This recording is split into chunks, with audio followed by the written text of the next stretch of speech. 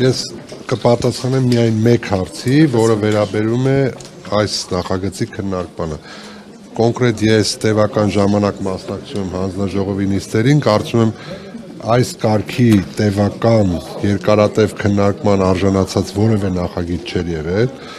եւ սա խոսում է հենց նախագծի զգայունության, հանրային համերաշխության, արդարության զգացումի, հակասահմանադրականության կամ սահմանադրության հետ համապատասխանության մասով ես հստակ ներկայացրել եմ Հայաստանի Հանրապետության կառավարության դիրքորոշումը եւ որոնք նաեւ թեև այդտեղ որակում տրվեց, որ հստակ չէր, միգուցե ընդունելի չէր, բայց հստակ ես ներկայացրել եմ Հայաստանի Հանրապետության կառավարության դիրքորոշումը առայն, որ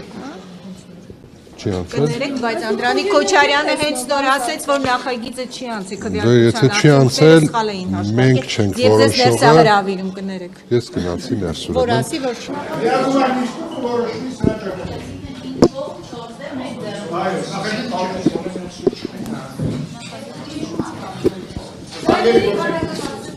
Հինգ կողմ 4-ը դեմ 1 զրպա նախագիծը չի անցել հարցը կքննարկենք լիագումար նիստերի դալիճ ասինքն ինքը ստացավ բացասական եզրակացություն